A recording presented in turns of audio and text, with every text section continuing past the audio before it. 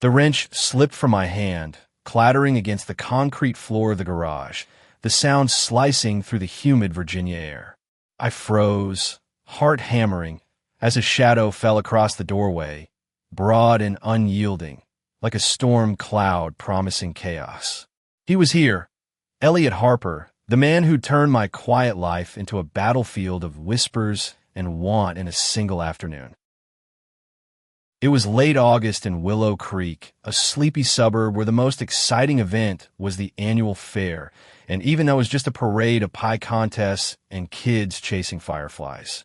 I'd lived here my whole life, 28 years of predictable days, mowing lawns, fixing cars, and dodging my mother's pointed questions about why I hadn't settled down. My garage was my sanctuary, a clutter of tools and oil stains where I could lose myself in the rhythm of repair. But that afternoon, when Elliot knocked, everything changed. He'd moved into a house across the street 3 weeks ago, a white colonial with a sagging porch he seemed determined to fix. I'd seen him from my window, tall, lean, with sandy hair that caught the sun like it was trying to impress it. He was a stranger in a town that didn't take kindly to new faces, especially ones that didn't fit the mold of church-going, football-watching normalcy. Whispers followed him like shadows. He's too quiet. Too different. Probably one of those. I ignored them. I had my own secrets to bury. Got a socket wrench I could borrow? His voice was low, steady, but there was a spark in his green eyes that made my pulse stutter. He stood in the doorway, one hand braced against the frame, his flannel shirt rolled up to reveal forearms dusted with sawdust. I nodded, fumbling through my toolbox, hyper-aware of his gaze. The air felt thick, charged, like the moment before a lightning strike. I handed him the wrench, our fingers brushing for a split second. It was nothing, just a graze of skin, but it burned through me, leaving my chest tight and my thoughts scrambled. "Thanks, Nate," he said, my name rolling off his tongue like he'd practiced it. He lingered, his eyes searching mine, and I couldn't look away.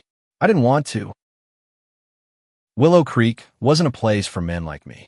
I'd known that since I was 16, when I'd sat through Pastor Reynolds' sermons about sin, feeling like every word was a stone aimed at my chest. I'd built walls, kept my head down, dated girls I didn't love, and pretended the ache in my gut was just hunger. But Elliot was dismantling those walls with every glance, every casual word, and I was terrified of what lay on the other side. Over the next week, he kept coming back. A hammer one day, a screwdriver the next. Each visit stretched longer, filled with small talk that felt anything but small. He'd lean against my workbench, telling me about his old life in Chicago, art school, late nights, a city that didn't care who you loved. I'd nod, pretending I wasn't hanging on his every word, pretending I didn't notice how his smile made my hands shake. One evening, he showed up with a 6-pack of beer, claiming it was payment for the tools. We sat on the tailgate of my truck, the crickets humming, the sky bruising purple. "You ever think about leaving this place?" he asked, his voice soft but piercing. I shrugged, staring at the bottle in my hand. "Nowhere to go," I said, but the truth was heavier. I was scared. Scared of what it meant to want him. Scared of what it would cost. He reached for another beer, his arm brushing mine, and this time he didn't pull away. His touch lingered, deliberate, and when I looked up, his eyes were a storm of questions and promises. "Nate," he said, barely a whisper, "you don't have to stay stuck." My throat closed, words trapped behind years of silence. I wanted to tell him he was wrong, that I was fine, but all I could do was lean closer, drawn to him like gravity. That was when the headlights cut through the dusk, my brother Caleb's truck pulling into the driveway. Elliot pulled back, the moment shattering like glass. Caleb climbed out, his eyes narrowing as he took in the scene. Two guys, too close, too quiet. "What's this?" he asked, his tone sharp. I stammered something about tools, but his gaze lingered on Elliot, heavy with suspicion. In Willow Creek, suspicion was a spark that could burn everything down.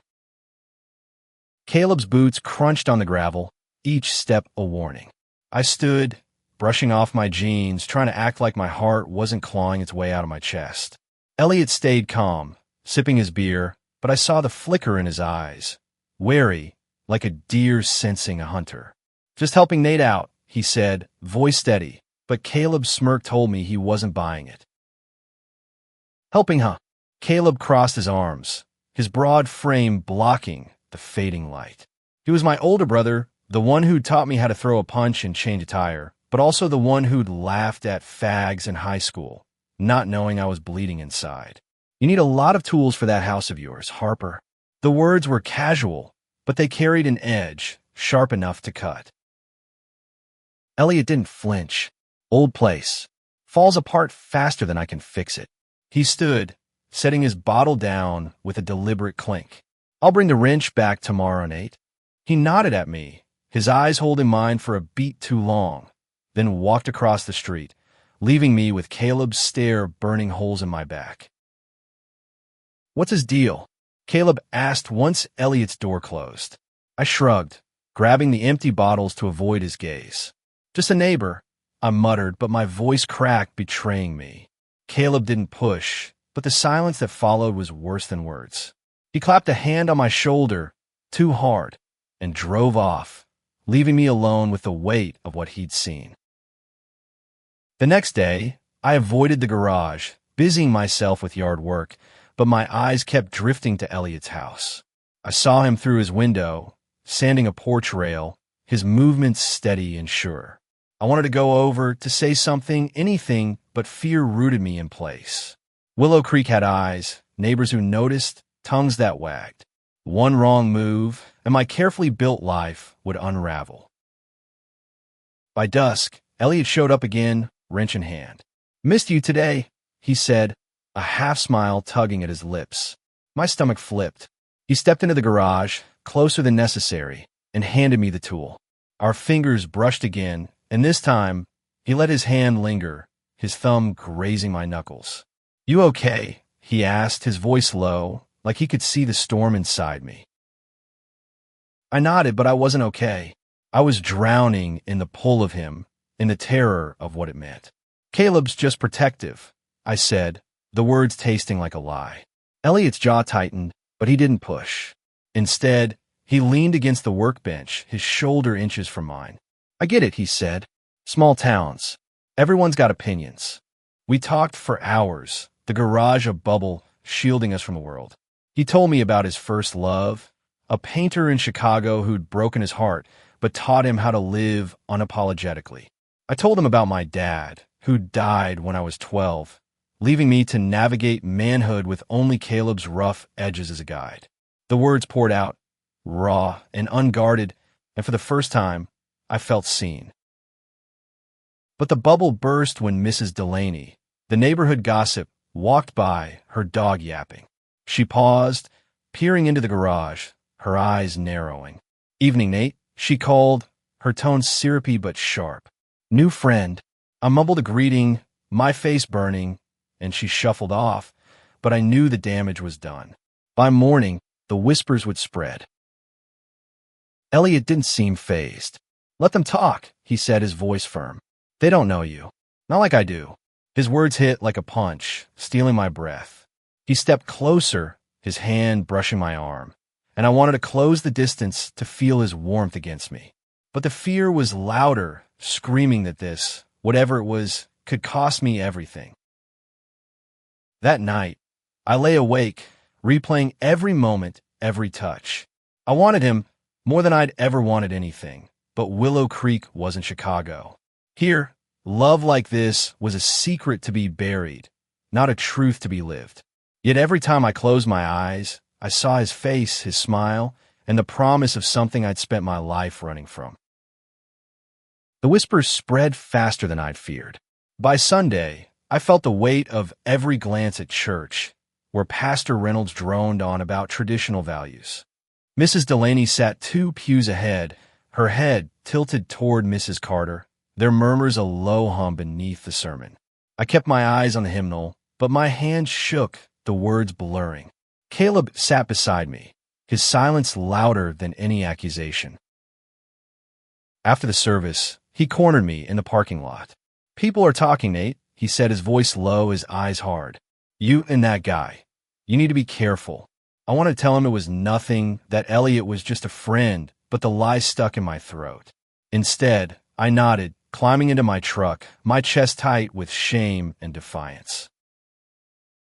I avoided Elliot for 2 days, burying myself in work, ignoring the pull of his house across the street. But on Tuesday, he showed up at the garage, a crowbar in hand, his expression unreadable.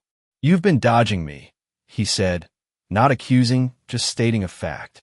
I busied myself with an oil filter, muttering about being busy, but he didn't buy it. "Nate, look at me." I did, and it was a mistake. His eyes held me captive, stripping away my defenses.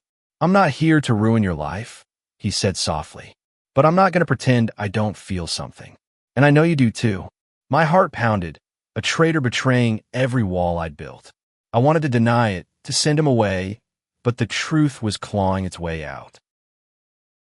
He stepped closer, his hand reaching for mine, but I pulled back, glancing at the open garage door. "Not here," I whispered, my voice raw. He nodded, understanding, but the hurt in his eyes cut deeper than any words. "Then where?" he asked. "When?" I didn't have an answer, only fear and want warring inside me. That night, I drove to the edge of town, where the woods met the river, a place I'd gone as a kid to escape. I sat on the hood of my truck, the stars bright above, and let myself imagine a life where I could hold Elliot's hand without looking over my shoulder. It felt like a dream, beautiful and impossible. When I got home, his porch light was on, a beacon in the dark. The next day, I found a note tucked under my toolbox. "Meet me at the river, midnight." My pulse raced, torn between running to him and burning the note. I went, of course. He was there, sitting on a fallen log, the moonlight catching his hair.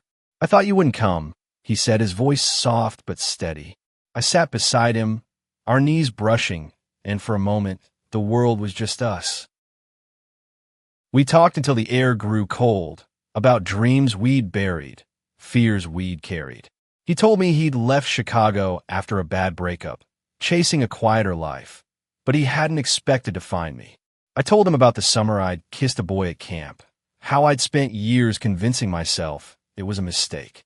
His hand found mine, warm and sure, and this time I didn't pull away. But the moment shattered when headlights swept through the trees. Another truck, probably kids looking for a party spot, but it was enough to jolt me back to reality. I yanked my hand away, my breath ragged. "We can't," I said, the words tasting like ash. Elliot's face fell, but he nodded. "I'll wait," he said, "as long as it takes." Driving home, I felt like I was splitting in two, one half desperate to claim the life Elliot offered, the other chained to Willow Creek's rules. The next morning, Caleb was at my door, his face grim. "Delaney saw you leave last night," he said. "Said you were headed to the river." "With him." His voice was heavy with accusation, and I knew the whispers were no longer just whispers. They were a storm, and I was standing in its path. The storm broke at the town fair. Willow Creek's main street was alive with lights, laughter, and the smell of fried dough, but I felt like a ghost, drifting through the crowd with Caleb's words echoing in my head. "People are watching, Nate. Don't be stupid." I nodded, but my eyes kept searching for Elliot, who stood by a booth selling handmade candles, his smile tight as he chatted with a vendor. I wanted to go to him, to stand by his side and let the town see, but every step felt like wading through quicksand. Mrs. Delaney was there, her eyes darting between us, her lips pursed. Pastor Reynolds lingered nearby, shaking hands, his gaze lingering on me like a warning. I bought a soda, my hands trembling, and tried to blend into the crowd. Elliot found me by the Ferris wheel, away from the main bustle. "You're avoiding me again," he said, his voice gentle but firm. I shook my head, but the lie was weak. "It's not you," I said, my voice barely above a whisper. "It's this place. These people." He stepped closer, his hand brushing mine, hidden by the shadows. "Then let's leave," he said. "Not forever, just for tonight." We slipped away, driving to the river again, the fair's lights fading in the rear view. In the quiet of the woods, with only the water's murmur and the stars above, I felt free. Elliot pulled me close, his arms strong and warm, and I let myself sink into him. His lips found mine, soft at first, then urgent, and every fear, every doubt burned away in that moment. It was my first real kiss, the kind that rewrote your soul. But freedom was fleeting. When we returned, Caleb was waiting at my house, his truck idling in the driveway. "Where were you?" he demanded, his voice shaking with something darker than anger. I opened my mouth, but no words came. Elliot stepped forward, calm but unyielding. "We were talking," he said. "That's all." Caleb's eyes flicked between us, and I saw the moment he decided not to believe it. The next day, the whispers turned to shouts. A note was slipped under my door. "Fags aren't welcome here." The words were scrawled in black marker, jagged and hateful. I crumpled it, my hand shaking, but Elliot saw it before I could hide it. "This is what you're afraid of," he said. Not a question. I nodded, my throat tight. "I can't lose everything," I whispered. "My family, my home." "You won't," he said, his voice fierce. "You're not alone in this." But I felt alone, trapped between the life I'd known and the one I wanted. That night, I went to Caleb's house, determined to explain, to make him understand. He let me in, but his face was stone. "You're choosing him over us," he said. "Over family." I tried to argue, to tell him it wasn't a choice, but he cut me off. "Fix this, Nate, or you're out." I left, my chest hollow, and drove to Elliot's. He was on his porch, sanding another rail, but he dropped everything when he saw my face. "What happened?" he asked, pulling me inside. I told him everything, the note, Caleb, the fear that was choking me. He listened, his hand steady on my shoulder, and when I finished, he pulled me into a hug. "We'll figure it out," he said. "Together." But the town wasn't done with us.